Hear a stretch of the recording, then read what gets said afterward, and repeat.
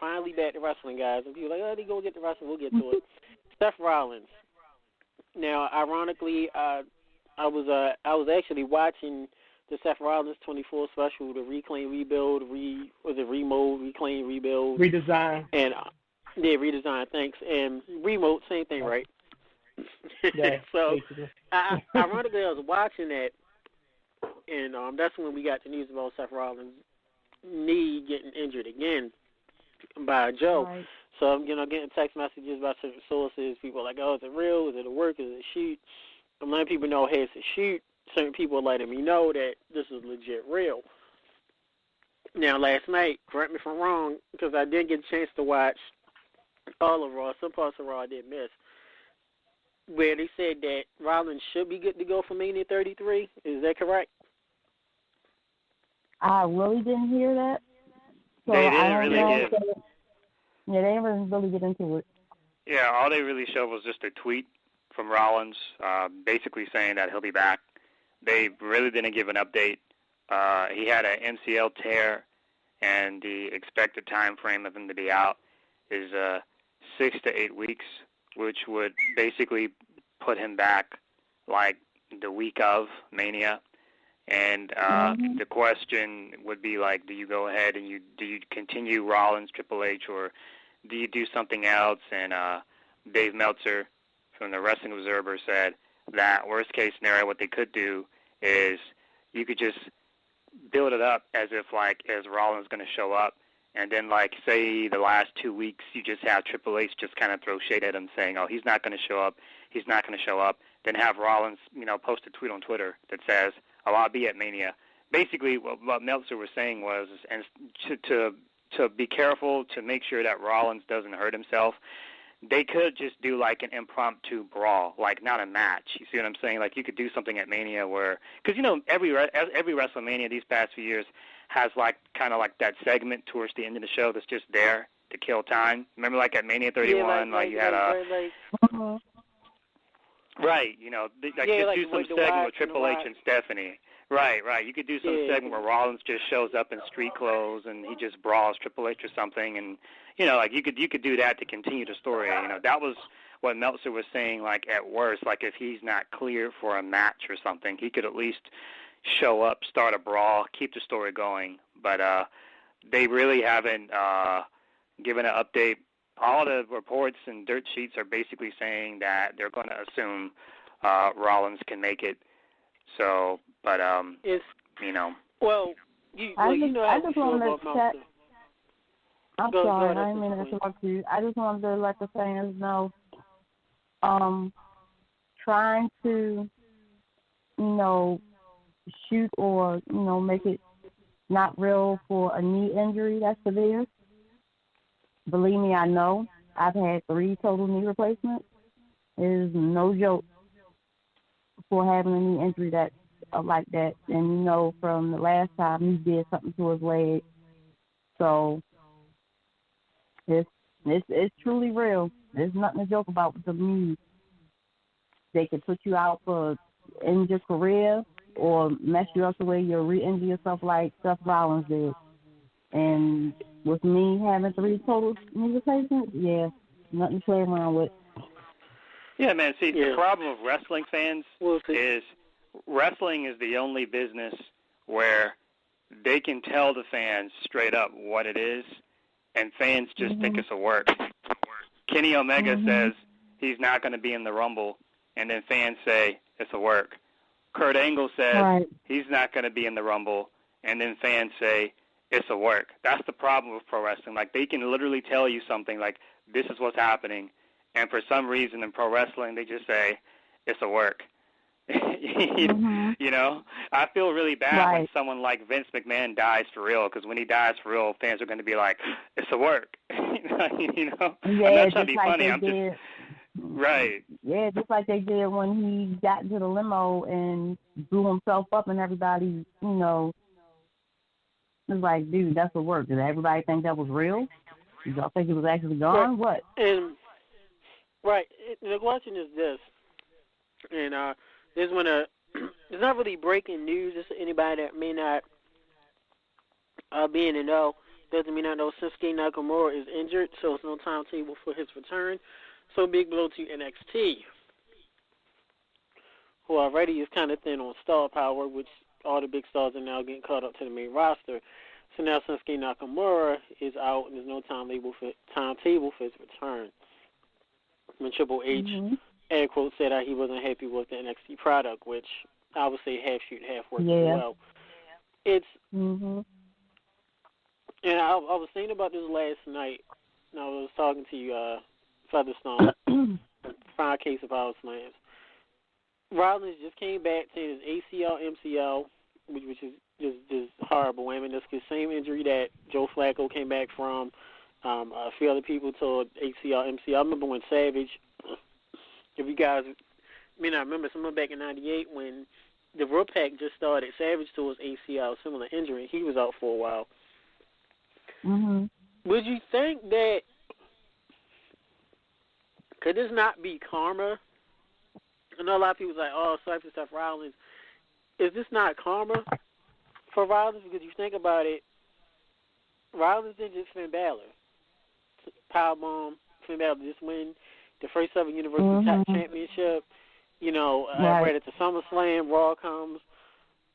He does the same move, the powerbomb, and Balor's shoulder gets separated. He's out. Before that, match goes on, him against Sting, Night of Champions, I believe. Turnbuckle powerbomb, jacks up Sting. Right. And granted, I know Rollins didn't mean to do it. I know everybody, that Russell sees a great guy, and Sting even said how Rollins was apologizing so much to him at the ambulance, and Sting said Rollins was more concerned than he was. And I'm saying that Rollins, of course, didn't mean to do it on purpose. But guys, do you think this could be karma coming back, getting him in the tail since how he injured Sting and they jacked up programs that he could have had with Taker and whoever else. He injured Finn Balor, which jacked up a whole big program, and now he's getting hit with 2 injuries in less than about a year. So, ever since your queen, do you think it's karma or? I would say it was, but I really wouldn't want to put karma on any, athlete that's in sports, basketball, football, any sport. I know some people might say that it's karma because of what he did to Finn Balor and what he did to Sting, and it's coming back on him, and it's twice over. So, I mean, it could be karma for what he did. I mean, if you want to put karma in as a work, yeah. But as a shoot, no. I could not put karma on an athlete like that because that's their career. That's what they grew up wanting to do, and that's what they took their hard-earned cash and their hard-earned time and whatever to get to where they are. I would never want to wish that on anybody. And not even if I don't like them. Why I don't like their character, I would never, ever want to put nothing like that on any athlete because that's their livelihood. Yeah. I know how it feels. I know how it feels. Third dang on knee replacement, so I know how it feels. It's not a good feeling to be out like that.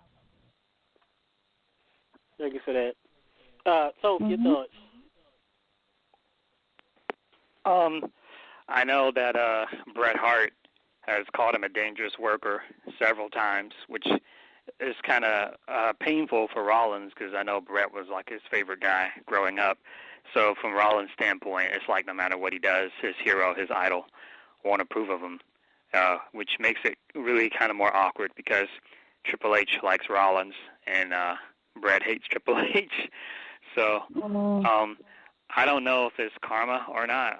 The one thing that I will say, and I do think, I don't want to get too off topic or nothing, but the one thing that I do think Rollins needs to chill out on is he's a little too open with what he does in his personal life. I know he was in a relationship with some developmental chick a while back, and she got axed some time ago, but I know she was posting stuff on social media like of the whole pro-Nazi thing, And I know Seth Rollins openly admits in interviews that, like, he's an atheist, that he doesn't believe in God and stuff like that. And I'm like, okay, I think stuff like that he should keep to himself because, you know, because when you say stuff like that and then you get hurt, you know, I mean, let's be real here. I mean, I don't want to get too political or nothing, but sometimes when you say stuff like that, it can change the opinion and sympathy of fans. You know, for instance, I know a lot of dudes who were big Tom Brady fans, but then when Tom Brady revealed himself to be a Trump supporter, they were like, oh, I hope he tears his ACL. I'm like, that's horrible, but, no. you know, so. That's what I was saying. Back to that, I mean, you don't want to sit up there and put karma on an athlete like that. Like I said, that's their livelihood. If you like them or not, or if you can't stand them or not, whatever their religious beliefs are, and whatever elective. I mean, not elective, but the stuff with the politics and all that. Whatever they believe in, you should not sit up there and just say, "Oh, I hope he does this. I hope he does that," because you hate the person. In other words, somebody came back and said that to you. It wouldn't be a good feeling. Yeah. That's not good. You know. Axel, what do you think? I honestly think that, you know, what Seth Rollins is dealing with, he tweeted about it, but it seemed like, yeah, it was urgent, but at the same time, it really don't. You know, it's not like how it was when he tweeted the first time. We tweeted the first time, we was hearing about it a lot. This go around, not so much. You know, it's unfortunate that it happened to him, but just because the man is an atheist, okay, you don't believe in God. All right, more power to you. Who cares? You know, you still can't, like Afrocentric Queen said, still can't come down on a man for their religious beliefs or their stance in life. If you don't believe it, you believe it, oh wow. But I honestly think that if he might make a special guest appearance at WrestleMania. He might still show up. That's a strong possibility. You know, him being out as long as he is, being injured again, that creates a wow factor in his favor. You know, it could be a major match going on and Seth Rollins just interrupts, you know. Something can happen. I don't know if Samoa Joe supposed to be wrestling at WrestleMania, but in the event that he does, Seth Rollins got his sights on him, he can interrupt a match, you know. So that's how I look at it. I think it's a chance for him to do something radical, especially at that point in time. WrestleMania is like the biggest event of the year. You know, everybody look forward to WrestleMania. Everybody want to have that WrestleMania moment. That could be his moment, making a shocking appearance. Yeah, I mean, that is something we could. One thing is, with the Rollins injury, it does leave a lot of intrigue to where, you know, with WWE, they're so cookie cutter with some stuff. We're like, okay, we know how they're going to do this. So-and-so's going to wrestle this person. This one's going to wrestle that person. Oh, it's going to be a contract signing, and this one's going to get the upper hand. And it's sad to say that you had these shoots injuries that are real-life injuries where it brings uncertainty where we're like, okay, we really don't know what's going to happen. Is Rollins going to actually come out at Mania and be able to wrestle? Is he going to do a surprise appearance? Are they going to do a brawl? So, you know, that's one good thing. We can look at it. And suppose Seth Rollins may not be able to fully compete. That could actually really boost the numbers up for SummerSlam. Because, you know, that's the next big event. So, suppose Seth Rollins can't wrestle at Mania. If you kind of stretch the program and hold it off to SummerSlam against Rollins Triple H, I'm saying by every single pay-per-view, but the intrigue for that will be even higher. Mm-hmm.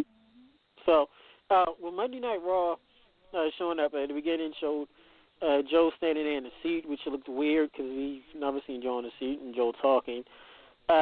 Just like what Joe did in the segment, you know, Reigns comes out, which we're like, okay, Reigns is out. It's funny how you see kind of stuff change at the last second because of a real-life injury. What did you guys think? Starting with Exo and then Toad. What do you think of seeing Joe on Raw, making his official debut on Raw in that segment?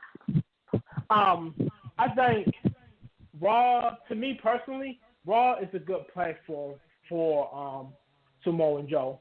Samoa Joe look like the type of wrestler that deserves to be in that atmosphere. His force alone demands the best of the best in the business.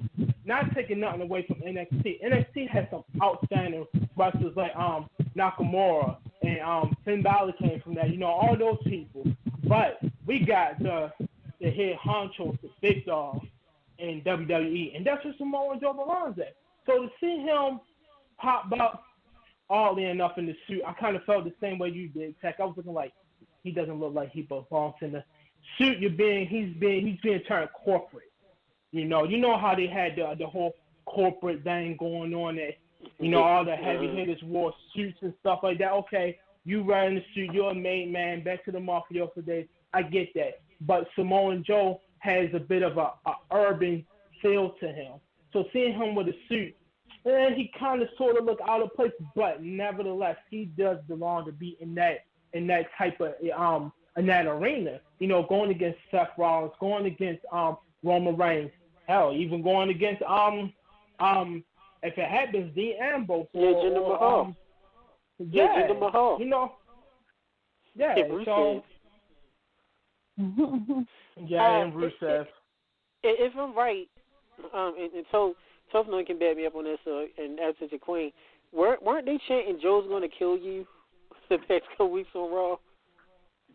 So I actually wonder if WWE at some point going to edit that out on the DVDs, because WWE, you can't say kill. For instance, AJ Styles' calf submission was initially called the calf killer, but since it's WWE 4 kids, you can't say killer or kill, so you got to use calf crusher.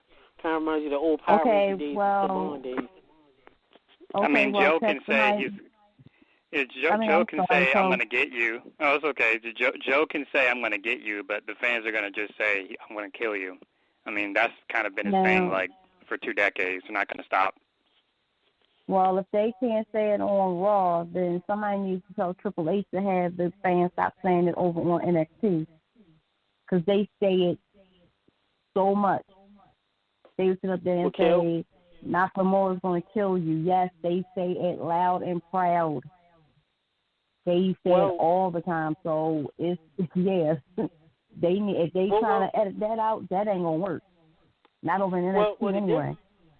The difference is the reason why they can say kill and say certain things is because NXT is an exclusive WWE show, and it's on the WWE Network, which is owned by Vince and WWE. So they pretty much have control of whatever they want to say, as opposed to when you're on Raw, which is the big show, and you have all of these sponsors that they're paying Vince McMahon and them for time to air their ads.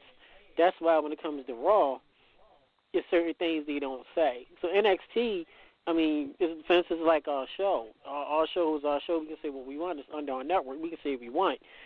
Suppose our show went on USA, it went on TNT, certain things you necessarily can't say anymore because now we're having sponsors that's paying us to be on their show, and certain words you can't say. So that's why Raw, you can't say kill. But something that Mama Tech mentioned, and alluded with TV, and we know about the FCC laws and stuff. You watch the TV show, and I'm not really a cusser. You watch regular TV now. You can say bitch, no problem. You can say bullshit too. You can say bullshit too. Bitch. But you can't say shit. Because if you say shit, on cable, they will blurt it out. No, they don't. If anybody has watched... They did it to Vince. You remember when Shane came back, he said shit. They blurted shit. Okay. For some reason, shit is one of them unforeseen words. You can say bitch for no, you can say bitch is like just saying damn now. Remember back the Ninja Turtles, the original Ninja Turtles, Raphael, yo, damn, and everybody was going crazy. That was like the biggest cuss word, and people was talking about boycotting Burger King and the Burger King Kids Club and all of that. Well, now, bitch is like, okay, whatever. But when you say shit, it's like, oh my gosh, like, God, that's worse than the Nah. If you watch the New Edition story, they said bullshit and shit so many. No, but I'm saying you're talking about them using the word shit on TV and it getting blurred out. Not on that story, it didn't. I mean, you heard bullshit so many times, it was just like crazy. BET, USA, still, they still. That's BET. But it's still TV, though. Yeah, but far as still the have wrestling, to stuff. Yeah, it does. But far as like the wrestling, like WWE, TNA, like it's like that's one of the words. Of course, we know the F word. We know that's like wrestling wise. Well, sometimes they don't catch. They can't catch it when the fans are saying holy shit. Yeah, which is funny. That's a whole big crowd. That is hilarious. Yeah, shout out to Kevin Dunn. Like, we can't blur it out. Yeah, shout out to Kevin Dunn, who I did mention, told Fab Such a Queen how he's still trying to edit out the booze for Roman Reigns on live TV.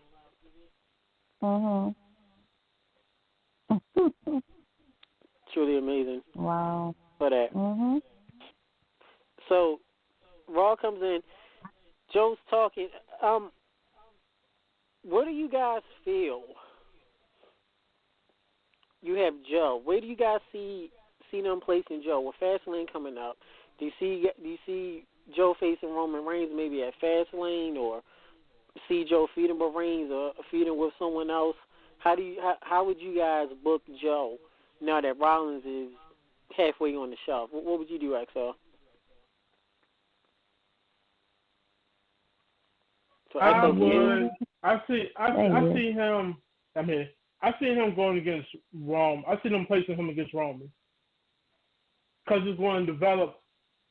It's developing into a story already. But on the other side of that coin, I also got them placing him against Braun Strowman because him and Braun Strowman did interfere in some key matches dealing with Roman Reigns. So I got them placing him against him to give him a second chance at it. Whatever magnitude they put them two in, Braun Strowman is not going to be far behind. Right. I don't really like Joe on Raw, to be honest. I thought he would have been a better fit for SmackDown. He would have had better matches there. Joe against Cena, Joe against Orton, Joe against AJ, Joe against Wyatt, Joe against Ambrose, Joe against Miz. SmackDown just made more sense to me. He doesn't really fit in on Raw. Him coming out wearing a suit, it's just not him. I'm not really feeling him on Raw, to be honest. But since he's on Raw, I guess at some point he'll fight Brock Lesnar, so that's cool. So I guess I don't know what they're going to do since Roman's feuding with Braun Strowman. Maybe they can do Joe against Balor when Balor comes back or something like that. I'm not sure. I really thought he should have gone to SmackDown, to be honest. Yeah, I agree with you on that there. I think Joe, with the type of person he is, he need to be on SmackDown. But of course, SmackDown being a better show, we get more traction. Raw is the A show because of the money that's being put in it and the advertising. But SmackDown as of late has been the far superior show, and he figured that Joe being on the A show would give him, give him more exposure. But like you said, so Joe's so limited for us who he can wrestle on Raw, have a good match with us. Of course, Owens, Jericho, yes, but that's not going to happen for a bit because he's not in the world title or even the U.S. title picture. Who do you have then? Rusev, ill. Roman Reigns is decent, but he's feuding with Strowman. Joe against Strowman is going to be ugly as heck. So who you going to have him fight? Oh, Titus O'Neil or the New Day? Jinder Mahal? There's too many monsters on Raw. Like, there's Sheamus, he's a big guy. Rusev's a big guy. Lesnar's a big guy. Owens is a big guy. Sheamus could work. Yeah, they could work, but Sheamus is a heel too, right? Yeah. Kind of. He's a Cesaro. He's gay. They're kind of in the middle. Yeah, he's like a tweener.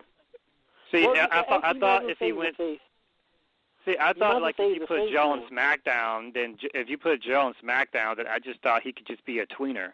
Because if he's on, if you just debut him on SmackDown, then he could just fight everybody. He could fight like a face like Ambrose one week, and then fight like a heel like Miz the next week or whoever. That just made more sense to me. But it's like, I don't know, it's like WWE, or not WWE, it's like Vince. They want to put everybody on the opposite brand they should be on. It's like a rib or a joke or something. I don't know. See, the problem is this. In the WWE world, it's in WWE you have a lot of these bigger than life people, which that's their mold. So when you bring in the RH legends and the TNA legends and the indie guys, a lot of those guys are like average sized guys, which average sized men. Which to us would be big guys. You can be 6'2", 235, 240. That's a big guy. WWE, you small. Going to Raw, you got 6'3", 6'4", 6'5", 6'6", 320 pounds, 280, 270. So, you take like a big indie guy or TNA or RH guy who's more known for athleticism and real good matches, and you go to WWE, especially when you're on Raw, it's like you're a shrimp. It's like you're going to look weird. You got Triple H. Like you said, you got Strowman. You got Reigns. Good Lord. It's like you got Sheamus. Cesaro actually really isn't that small of a guy, but you get what I mean? Most of the guys on Raw are so big. SmackDown is more the athletic. Like it reminds you more of like a TNA, like a RH, maybe like a Leech on NXT, more like regular average-sized guys as opposed to Raw. It's the monsters. It's like Godzilla and King Kong. Which, like I said, if you have a lot of guys in NXT get caught up, which I'm happy AJ Styles is on SmackDown, thank gosh, because we know how small he looked when he appeared at the Rumble with Roman Reigns. We've been around AJ face to face like a little kid. Look at Daniel Bryan. Just the opening 7 of SmackDown. He looked like a middle schooler standing in the ring with the Miz and Corbin and not that AJ is any much taller. Even AJ looked bigger than Daniel Bryan.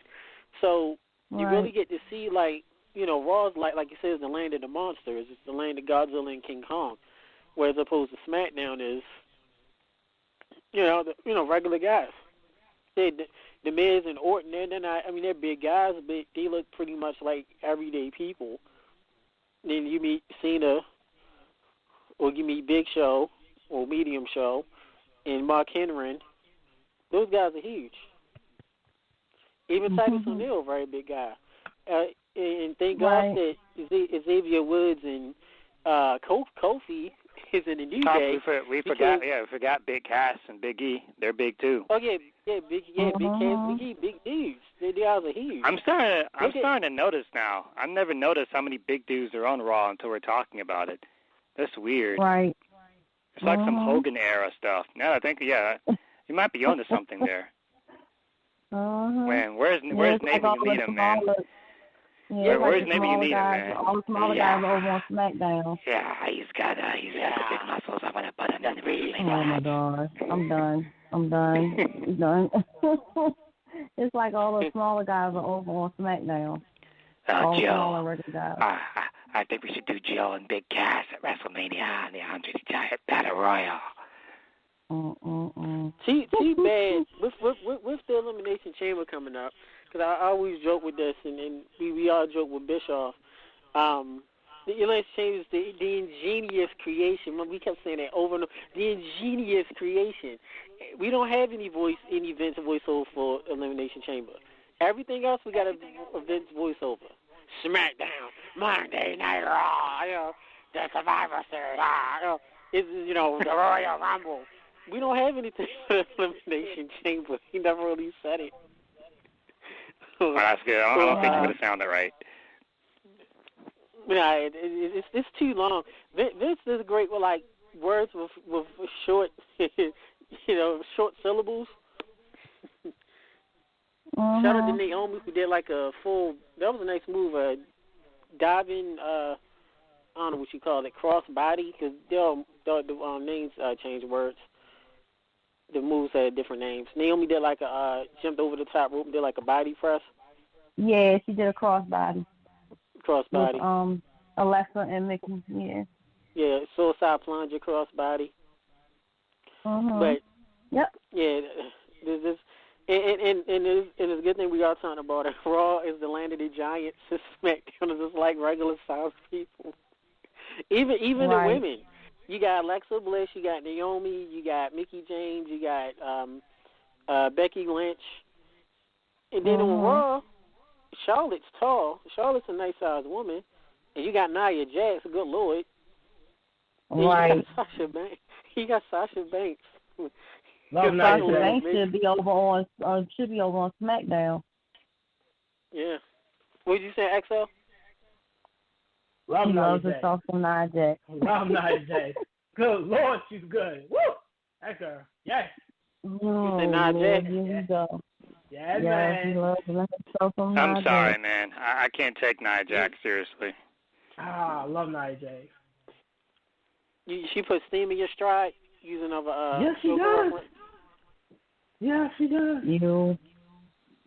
Okay. Every time I see Nia Jax, I feel like I'm in career day in high school. Guys. Wow. Oh my gosh. Well, because she's too pretty to be a monster. You can't be a monster and be pretty. That's a contradiction. You guys, I'll say this. Shout out to Nate because I was just talking to Nate a few days ago. I think he sent me a link of. It's funny. Nate and MD Nice sent me a link of. I think it's like 10 former WWE women or past and present women, the pictures you haven't seen. So I got the. I was looking through the pictures of Nia Jax as a model. She looks good. She, like you said, she doesn't look. She's too pretty to be. There's nothing wrong with plus size women. That's one thing I do like. The difference in her. She's a plus size model. WWE is all about the skinny minis and the slims and the carrots. Yeah, they're afraid to go there. They're not. WWE's not there yet. We might get there in another 5 to 6 years when more. Nia Jax is an experiment. We haven't really had that many BBW chicks there.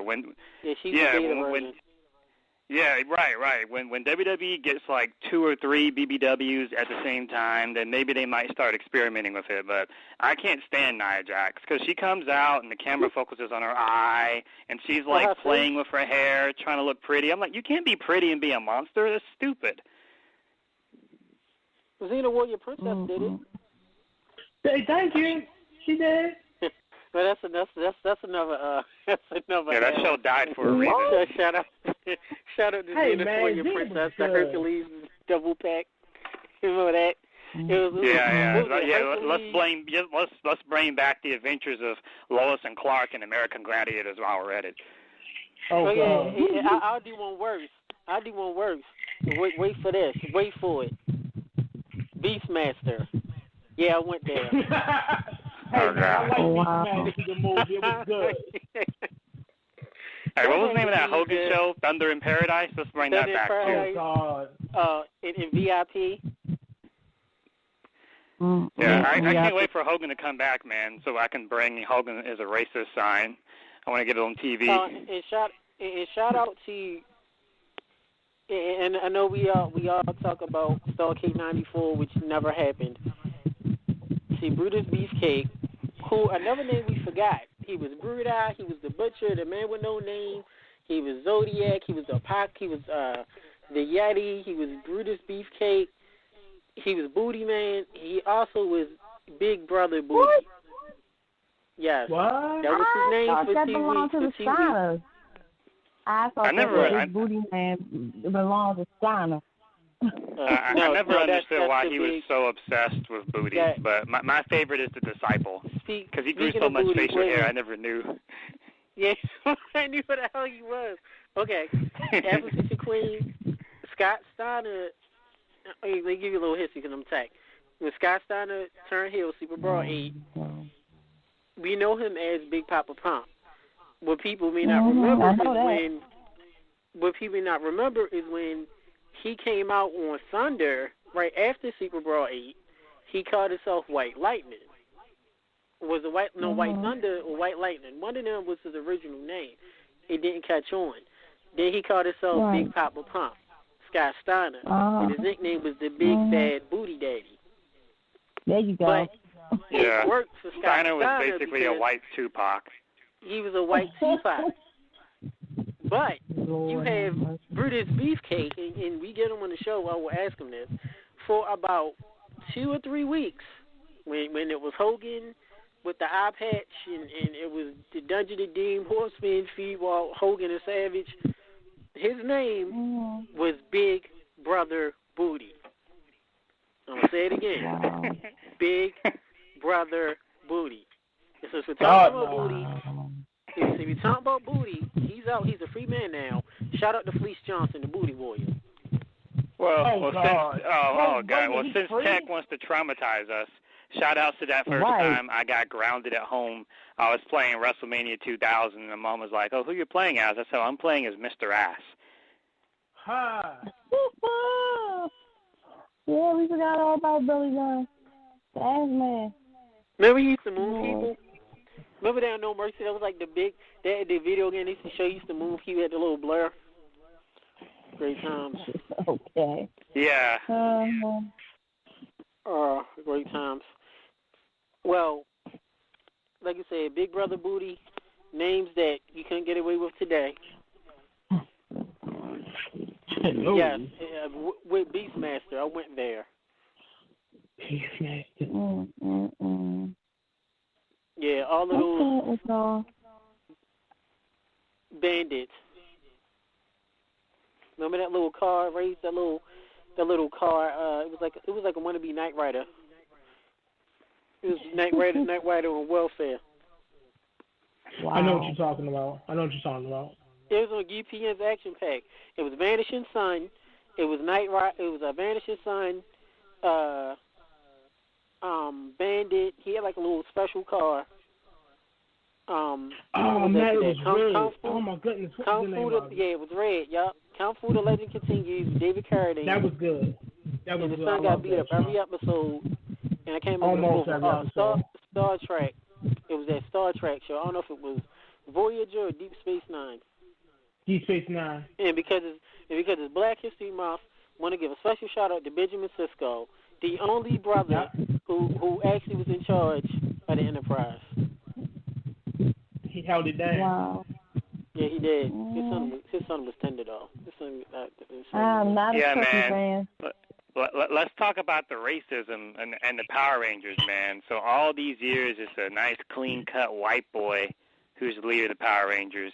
Then Power Rangers Turbo, so the Power Rangers season based off of Cars, the black dude's the Red Ranger. Awesome. Okay, so then the command center gets blown up, and then they do Power Rangers in space, and then when they go up in space, it's another clean-cut white boy, or an alien, but he's like, "Hey, man, I appreciate you being the Red Ranger, but you're going to be blue now. I'm going to be red." So wait a minute. But the other Rangers have been working together a lot longer. You're the new guy. Why does that make him the blue? Anyway. Yeah.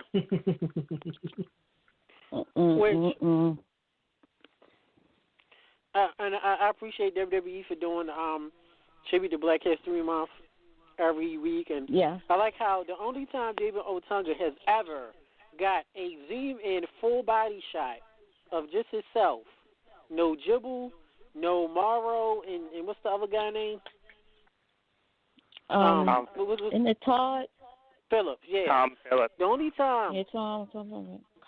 The only time Hudson's hubby, Jennifer Hudson's husband, Otunga, gets a shot of himself, his own camera angle, not seeing Phillips, Morrow, or Jibble, is because of Black History Month. So I'll say let's Otunga, trigger some folks, Tech. Yeah, Otunga, please enjoy this month. Please enjoy all 28 days. Yeah, man. And let's trigger some listeners while we're at it. They always talk about Black history every year, and they show the different African Americans. And notice how they never show The Rock. Anyway. Wow. Yeah, trigger. Wait. Not only that, they never show Ahmed Johnson. What? They sure don't. Y'all forgot about that? No, they don't. They don't. So to all the fans, because this debate gets brought up like once a year when people say, "Oh, how come there's not a black WWE champion?" And people always say The Rock. When they show The Rock in a Black History segment, only then only then will that debate end. They never do. They never do. Find me a clip. First of all, they try to do the loophole because when y'all do WWE, okay, Ernie Ladd, okay, first of all, let's be real. The 4 kids of America today, they don't even know who half of these black wrestlers are. They don't know who the hell Ernie Ladd is. They don't know that. He's probably, besides Mongo McMichael, since WCW's under WWE, he's probably only the he was the first wrestler, and I could be wrong, that actually won a Super Bowl ring and wrestled. Because if I'm right, Ernie Big Cat Ladd played for the Kansas City Chiefs. Yeah, he won a Super Bowl. No, you're right. You're absolutely right. He did. So he did. Besides, so Ernie the Big Cat Ladd, the first and only at the time pro wrestler that was accomplished, won titles, and won a Super Bowl ring with the Kansas City Chiefs. Mongo McMichael, he's not black, but he won the '85 Bears. Don't nobody know who he is. Ron Simmons, okay, no one knows him past. 4 kids don't know Ron Simmons wrestling before him for Jerry Curl. They just know him as saying damn in APA. Booker T, okay, Booker T. Everybody knows Booker T. You show Bobo Brazil, who's that? You show Stevie Ray, okay, he's with Booker T. You show, and this is what they do with The Rock. So The Rock never embraces blackness in WWE. WWE always markets his Samoan heritage. But what we're going to do, we're going to show a picture of The Rock with that one clip from WrestleMania 13 that we forgot about with Rocky Johnson coming out, which nobody knew who hell he was then. People thought he was a fan. Oh my God! I remember when they did when they did that Rock versus Cena thing. If you guys remember, there was like some special they did where it was like an hour special where like they focused 30 minutes on Rock and 30 minutes on Cena and went into like their background, their family, what they were doing to prepare. And when they did that Rock special, it was like nothing but Samoan shit. Samoan. They didn't even show his dad. Yeah, they showed it. It was 29 minutes and 45 seconds of Samoan, and then we got the extra 5 seconds of the clip of Rocky Johnson. Same old clip. Rocky when Johnson that man was in 13. Where his dad and his partner were the first African American tag team champs. What the hell? Don't know one. But they don't talk. They showed that for like a split second, but then everything else was Samoan. That's stupid. So why he's like Tiger Woods. Together. Yeah, don't get me wrong, man. I love The Rock. He's one of my favorites of all time. Yeah, I've said it from day one, but he's Tiger Woods because Tiger Woods, regardless of whether or not he accepts the black in him, he's black. And from a golf standpoint, people will view him as black, but he never addresses it. He never acknowledges it. He never embraces it. And you can clearly see it in the types of women that he dates. And you can say the exact same for The Rock. No, his black came out. When he was cheating on all the women, that was his blackness. He got caught and his career. Oh, yeah. Of course. And of course, and all the chicks were white, too. They were white trash, too, most of them. Let's figure this out. And let's really think on this. Being an athlete, I'm a former athlete. I know we have former athletes that's on the show. How was it that you were on the height? You were killing your sport. You was the Michael Jordan. You was the Wayne Gretzky. I hate to say it. You was the Tom Brady or the Montana, whatever you want to say. I can use a lot of sports analogies. Some of y'all don't even know who I'm talking about. But you were on top of the world in your profession. Nobody was hotter than Tiger Woods. Tiger Woods made millions of dollars. He helped the golf world ratings go up, viewership go up, merchandise go up, and you get caught cheating, and out the blue you start sucking. So you go from Hulk Hogan to being Sting to being The Rock, and then you can become Barry Horowitz or Jinder Mahal just from getting caught. Something's wrong with that. I understand you deal with some psychological trauma. You might be a little emo, no Tinder time. You have tons of money. Yeah, she got money galore. She got half that money. That's fine. But how does that affect your performance overall? You go from being number one to where a few weeks ago, Tiger Woods was like 245 on like a list on the PGA Tour. He's a machine, dude. 245. He's a machine. I've had the privilege depending on who you talk to, the unprivilege of meeting him. One of the downsides of living in an area where an important event happens is you're so used to it, you don't see it as anything big. The Masters, they have here in my area every year. And to those not aware about the Masters, it's a 4-day thing. It's the Thursday and the Friday.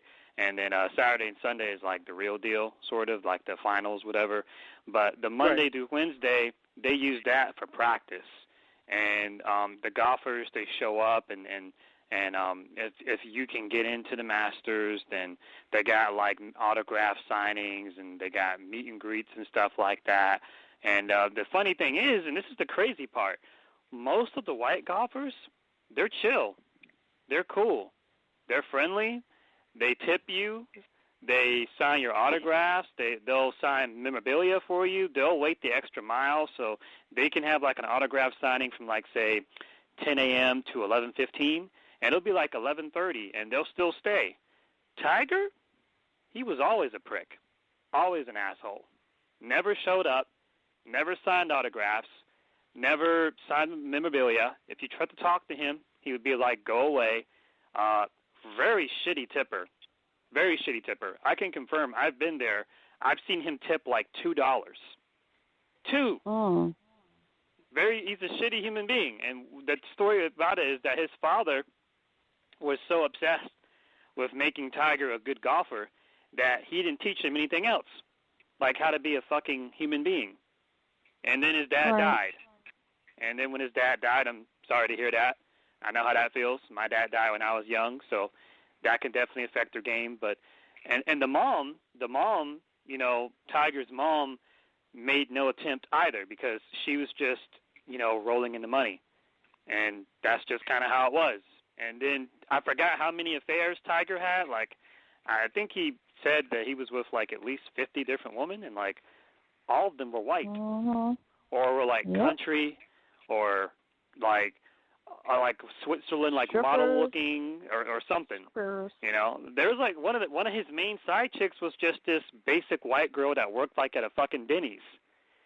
So like him and Rock are just cut from the same cloth. Like I love Rock. He's one of my favorites of all time, but I'm not going to give him a pass. Like one of the things that always bothered me about The Rock, and I've talked about this with Tech privately, is I love his movies Walking Tall and The Rundown. And The Rundown has Rosario Dawson, good actress. I like her. She's in Marvel's. She's in a lot of Marvel Netflix shows. And the script, Rock and Rosario Dawson were supposed to have like a love scene or something, like a kiss or something like that. But according to I have like the DVD extended cut, and The Rock didn't like that. He cut it because he said that him kissing her didn't make sense to the plot. But then in Walking Tall, he has a love scene with, you guessed it, a white girl. And she was no more important to the plot than Rosario Dawson's character.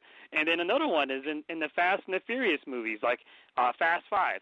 That was a good movie, and The Rock was all over that one. And then the Furious 7 or whichever one, the one with the hacker chick, the one that's like Dominican or whatever, like that one, suddenly in that movie, when she gets TV time, The Rock is like in 5 minutes combined. Like every time you see The Rock come back, you see him do segments of like Trish Stratus or like Lana. Like it's always like a white chick. Like you never see him. You never see him with like a woman of color. So we're saying that The Rock is racist. I'm not gonna say he's racist. The Rock isn't racist at all. With some people, for certain gains in life, political gain, entertainment gain, certain people just choose not to embrace their heritage as well as others.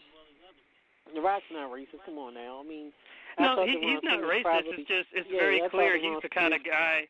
He's the kind of guy that probably, and I don't want to get too personal, but there's certain, it's 2017. People can date whoever they want, but I know a lot of black girls that they're just into white dudes because they just think that a black guy isn't worth their time. And then I know a lot of dudes that are black that feel the same about black women. And I just think that The Rock is, he's kind of like he's flirting with it. He has that show on HBO called Ballers. It's a good show. It usually comes on around like late spring, early summer. And the thing about Ballers is filmed in Florida. It's in Miami. So there's a lot of beautiful women on the show in the background. But the thing about it is almost every scene that has like women of ethnicity, like black women or Dominican women, like Rock is never with them.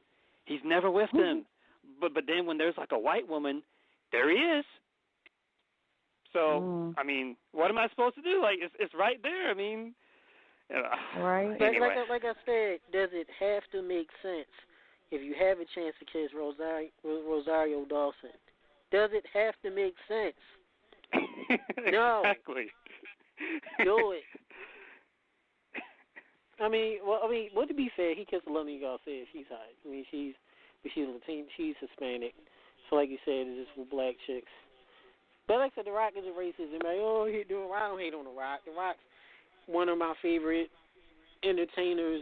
And I've talked to Ron Simmons personally for 35 minutes. This is at a show backstage. It's not on Under the Mats and on any of our shows on any of our media outlets. And he loves The Rock. The Rock is not racist. I know a ton of guys that work with him, black, white, Latino, that love The Rock.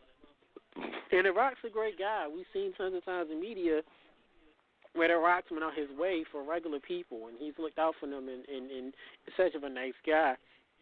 Our good friend Nick Mundy, who from Screen Junkies and has done work with Chris Jericho, he's good friends with The Rock. And because Nick always loved The Rock and he had a working relationship, The Rock surprised Nick Mundy and was the one that actually performed his wedding. So The Rock's a great guy. It's just some people they choose to dibble and dabble in certain dips, if you will. You get on the same thing. And we had SmackDown tonight with John Cena against Randy Orton for the 999th time. How many times have we seen this match? Shout out to JD from New York, who actually said, what kind of world are we living in? An alternate universe? The Ascension got a pinfall. I enjoy seeing the Ascension. If you don't get a chance to watch SmackDown, I was like, wait, the Ascension is still on the roster. And I really love the Ascension's new look with the face paint. Connor and what's the other guy name? Connor, Victor. And I think Victor is the older one. Victor is like in his mid-40s, and he's like really big in Canada. We're good friends with Bruce Hart and the Hart family. He did a lot of work in Canada for him. And one of them is balding very much. So I think he's the next one that's going to be on that bald spot. Remember we talked last week about the bald spot, people had bald spots at WWE? Yeah, he's one of them. I think it's Victor or Connor, one of them. Right. So, question real quick from a fan. What do we think is the worst, the worst structure to wrestle in, the Hell in a Cell or the Elimination Chamber? I'll take it as first. I would say I would rather Hell in a Cell. I think the Elimination Chamber is too many variables for me. I think it's more dangerous. This is my opinion. What do you think, Empress and your Queen? Hell in a Cell, Elimination Chamber. Well, what was the question again? Which one is more dangerous? Which structure is more dangerous, Hell in a Cell or Elimination Chamber? I would say the Elimination Chamber. In my opinion, I would. XL? Hell in a Cell. Well, XL has got to be that one. Of course. I'm always that one. You need to get used to this, home. Hey, you should know by now. Hell in a Cell, Elimination Chamber. Like, which one's more dangerous? Yeah. I mean, they're both dangerous as far as what would you rather be in, Hell in a Cell or Elimination Chamber? Oh, well, I probably would rather work Hell in a Cell. You can get injured a lot easier in the chamber. Mm-hmm. Well, that no, means the Elimination Chamber is more. Yeah, well, you being alone with XO, please explain to us, brother, why you would say Hell in a Cell. I'm not saying that you're wrong, Just want to see your point of view.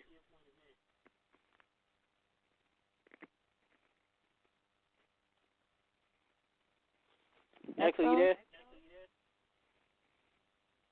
Did we lose him? I'm sure we lost him. Oh, no. Exo, did we lose you? I think we might have lost Exo. But yeah, Okay. I remember when Hell in the Cell was first came out in '98. I was like, man, and I remember the Chamber of Horrors match or the Thunderdome cage back in the NWA WCW. And I was like, man, this thing is sick. And back then, they actually used the actual gimmick, as they would say, the cage. You got on top of the cage, you fought around it. Then when WWE started becoming more full cage, it was just a regular match in the cell. They never used it much. And it's glad to say that they're starting to use the Hell in the Cell more.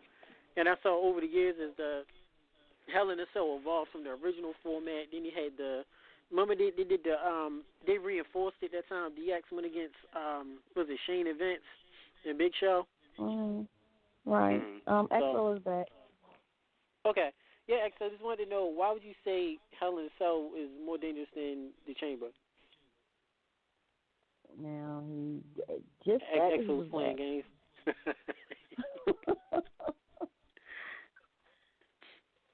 Exo, you back, brother? Did you bring him back in?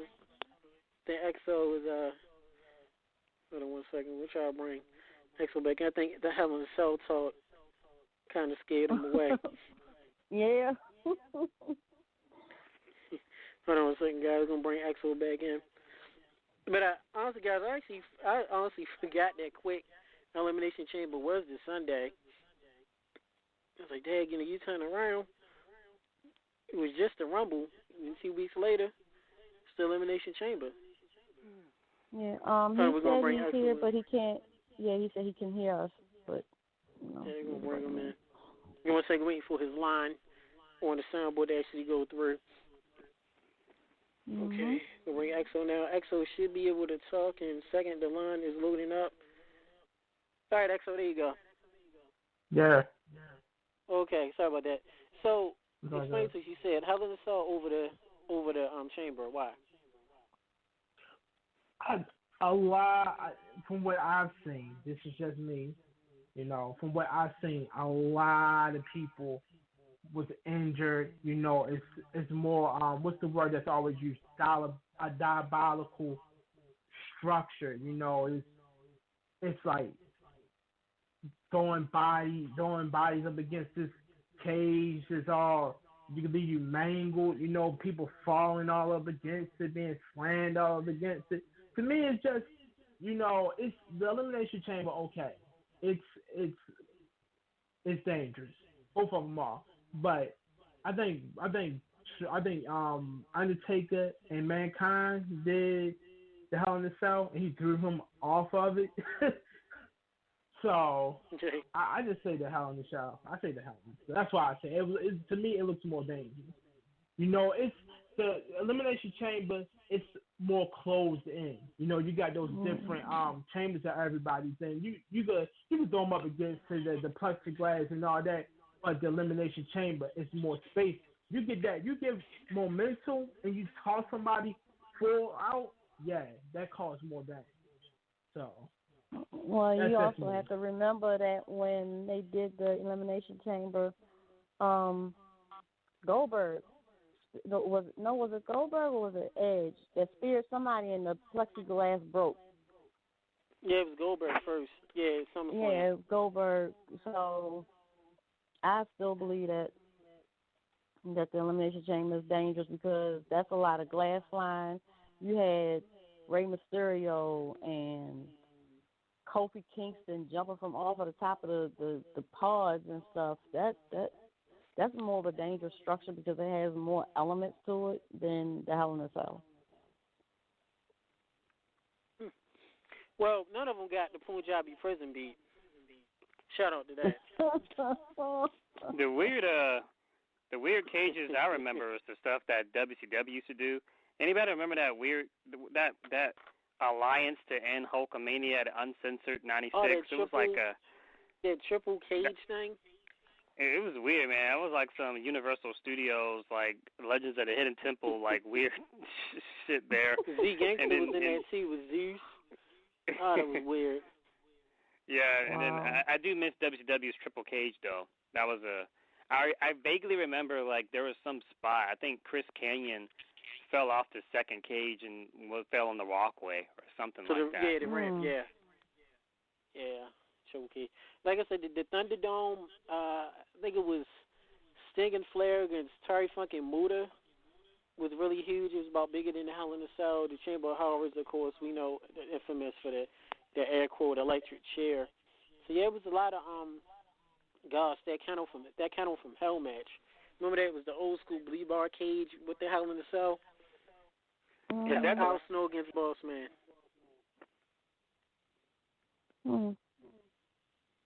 Yeah, it was nasty. It was. So guys, this past Sunday wasn't a wrestling pay-per-view. It was Super Bowl Lee, LI, New England Patriots versus the Atlanta Falcons. Well, I'm sorry, guys. That was so wrong. Burp came out of nowhere. Tech burps. Atlanta falls against the Patriots. I don't even want to talk about that game. You don't have to. Tom Brady Tom Brady wins his record 5th Super Bowl ring. Now he's the quarterback that has the most rings. Joe Montana. Who gives a shit? That was a black guy that had. Well, hold on. I said quarterback. Okay. Joe Montana, quarterback.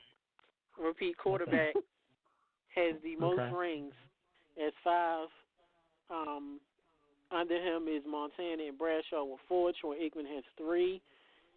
Eli Manning has 2. Peyton Manning has 2. Roethlisberger has 2. Some other quarterbacks too. Of course, you got some that has 1. Flacco and going on the line, Aaron Rodgers. So he has 5. The most Super Bowls. When what was the black guy name? He had 6. No, he had 5. What was it, 6? Black, I know he had 5. So it's tied 5 rings. It was he was an offensive lineman. What's his name? Black guy. Because he won 3 with the 49ers and 2 with the Cowboys. Or he won 2 with the 49ers. And he won his 5 playing for the Cowboys and the 49ers in the 90s when they were like killing everybody. So yeah, the most Super Bowls is rings is 5. Brady wins. Of course, he was up 20. Falcons was up 28-3, and Tom Brady made an epic comeback to win in overtime. It was the first Super Bowl in history to go into overtime, and it was the largest comeback in Super Bowl history of 25 points. Some will say the largest comeback. Others will say the largest collapse. Little quick trivia notes right after that. The offensive coordinator for the Atlanta Falcons has accepted the job to be the head coach for the 49ers. I believe I heard the head coach for Alabama, I think, is going to be the offensive coordinator for the Falcons. I look into that. But real quick, because I do want to touch on the chamber and touch on a few things before we end the show. Stonewall Axel and Toph, and then after the Queen, you got a choice. Would you say the Patriots made a great comeback, or would you say the Falcons had a great collapse? I think the Patriots had a great comeback. You know what? No, let me rephrase that. It's a little bit for column A and a little bit from column B. Because to me, the Patriots, and I might get shot on the streets for the fans listening. Somebody might try to take a shot at me. There might be an assassination on my part. I don't know. But the Falcons remind me of the Ravens.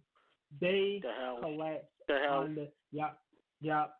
I said, and it reminded me of it. The Falcons had them.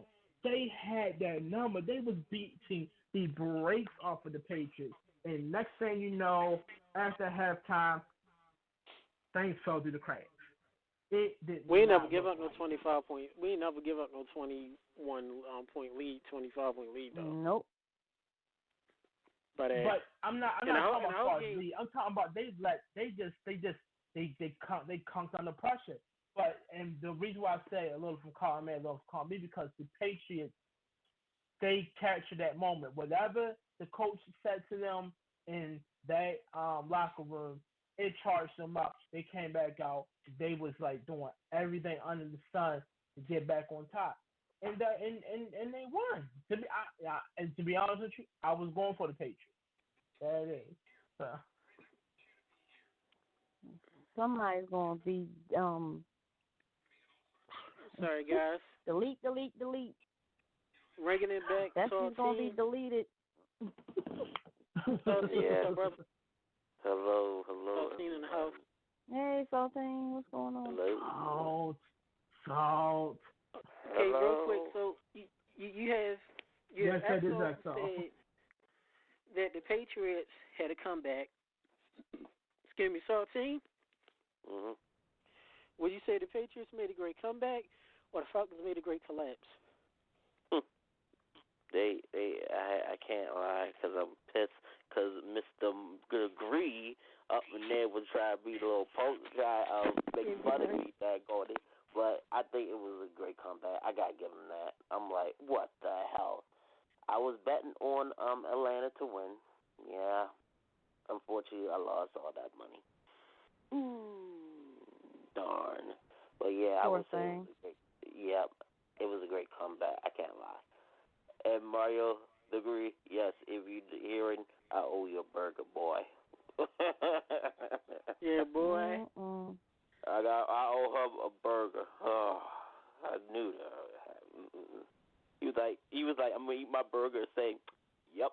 I was like, motherfucker. I just want to understand with MD Nice, how you from New York, you live here in Baltimore, and you're a Patriots fan. Please explain that to me. We'll give you a chance. I don't know. So,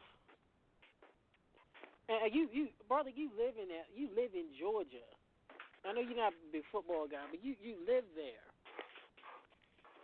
Was it an epic comeback or epic collapse? So far, it's 2 comebacks and no collapses. What would you say?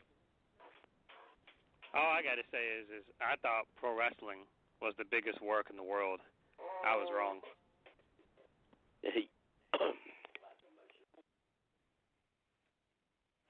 All right. Well, that's your queen.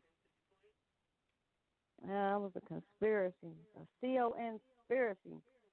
I'm blaming it all on that damn Trump. That's all I gotta say. It's coming out. Atlanta. Georgia's my hometown. Of course, I had to, cheer for them because I can't stand the Patriots. But damn, how y'all let them do that to y'all is beyond me. Hey man, shout out to Lady Gaga and the Illuminati. Oh yeah, no. Illuminati doing the Sting entrance. Some people even reference Owen Hart. Well, everybody's saying a comeback. At the end of the day, it was a collapse. Here's why. Atlanta's up 28-3. You know the Patriots, they run a comeback. All Atlanta had to do was run the ball. Mm-hmm. That's all you had to do, Atlanta, was run the ball 2-3 times, the last possession y'all had, and kick a field goal. The game would have been over. Instead of being up 28-3, it was a 28-10. You would have been up at least 31. Atlanta was too aggressive. They kept passing. You're up 28-3. You're up by 25 points by the fourth quarter. What do you do then? You run the clock out. You run the ball. As you keep running the ball, getting first downs, you're eating the clock up. You kick a field goal. Now you're up by 28 points. The game would have been over. What do you do, Atlanta? You got too cute. You got too aggressive. You kept throwing the ball, and that's why you lost. Granted, we've seen Tom Brady make epic comebacks. They will pick you apart. We've seen Flacco do great comebacks. We've seen Roethlisberger any time. And Peyton Manning did it. But he's retired, hanging out with Papa John's and them. You know darn well, and I'm going to say this objectively, not even any bias. You know, if you give Tom Brady time Drew Brees, you get Flacco, or you get Roethlisberger. Definitely for sure with them 4 quarterbacks, if you give them an inch, they will kill you. You will punt and they will score. And that's exactly what the Falcons did. They got too aggressive. They kept throwing, and that's why they lost. I know the Patriots do a great comeback. I know Brady's a great QB. I know Belichick's a great coach. But also, you can only do what you allow them to do. And in my opinion, I feel it's one of the biggest collapses. It's just like what was the miracle with the Titans and the Houston Oilers? You remember that when they came back, they gave it up. And there's nothing against the Patriots or being objective. The Falcons, that was the game. They had the game won, and they lost it. Instead of the Patriots, and they did come back, but if the Falcons would have kept to a simple game plan and played a lot smarter and ran the ball more and kicked the field goal, the Falcons would have been the first time they would have won the Super Bowl. But I'm with Toph. It was so worked and fixed. But to this point, some people say it was rigged, it was fixed. However, the flip side, Roger Goodell was the commissioner. If it was fixed, they definitely fixed it to have Tom Brady, who he definitely has been trying to suspend the past 2 years, who he definitely didn't want playing any football because of the whole Deflategate. You definitely want him to have Tom Brady, your arch nemesis, win the Super Bowl, and have you stand in front of, 60,000 plus fans, and I believe they said it was over 115 million people viewing the Super Bowl, and you're getting booed out the stadium because you had to shake his hand. Which they did say that even though with the ratings, the Super Bowl this year has been the lowest it's been in the past 2 years. The Super Bowl. Wow. Still great ratings. Don't get me wrong. NFL still making billions of dollars, but the ratings this is the lowest it's been in the past 2 years. Not to say lowest, but the past 2 years has been a lot higher than this Super Bowl. All right, and shout out to the crappy ass Super Bowl commercials. That's a good point, guys. Any commercials? The only commercials I saw, actually saw that I really enjoyed was the Humpty Dumpty commercial for the TurboTax and the babies, the Super Bowl babies. That was really I like that one. Yeah, what about you, Salt? Did you see any Super Bowl commercials you liked? Toph, Exo, Salt? Everybody? Yo. Yeah, Exo, any Super Bowl commercials you liked? I like the trailers. I can't wait for Logan. That's going to be awesome. I forgot about that. Yeah, Logan trailer. Anything else? Like it's going to be pretty dope too. The Fate of the Furious. I'm not too sold on the new Transformers. Okay, whatever. Whatever. Michael Bay, he didn't kill the franchise with the last Transformers. That was horrible. But I just looked at Ghost in the Shell. Oh, that's going to be epic. Can't wait for it. I'm going to see that. That's going to be good. Yeah, I actually missed that commercial, but I'm looking forward for Ghost in the Shell. I am. Okay, I could have sworn we were talking about the Super Bowl commercials. Yeah, there was a Super Bowl commercial. Yeah, Super Bowl commercial. Trailers. Yeah, they played it. Okay. Yeah. Okay. Yeah, trailers are considered commercials too, I guess. Yeah, I can't wait for Logan either, Bestie. So. Yeah, I did like the Melissa McCarthy commercial where she was trying to save the planet. I love the baby. I think I missed that one. Yeah, I love the baby commercial, and I love the immigrant commercials. They had no Clydesdale. They had no Clydesdales this year. I was upset about that. A lot of people was like, "Where's the Clydesdales and the Doritos commercials?" We ain't getting none of them this year. None. You better know the Clydesdales are the horses. In case people are wondering. Yeah, they did a new Budweiser commercial. The Toes. What happened to the Toes? Remember them? Yeah, I remember them, Bud. Why? There. Speaking of what happened to you, what happened to the 3 shots from the Cinnamon Toast Crunch box? The who? Cinnamon Toast Crunch. You know the cereal by General Mills? It used to be 3 I know about shots. cereal. It used to be 3 shots, remember, back in the day. What happened to them? I don't know. They're not on the box no more. You don't see them on TV. Saltine, you know? Nope. Sophie, you know? Did the Illuminati get them too? What? Cinnamon Toast Crunch, the 3 chefs. Oh, yeah. I didn't see that in a minute. Damn. What happened to them? I couldn't tell you. That's a good question. Whew. And what happened to Snap, Crackle, and Pop? Yeah. See, Saturday morning cartoons don't come on regular TV no more. It's just on cable. All that died because that was like a 90s mascot thing. Everything had a mascot back then. And it just kind of quietly died out.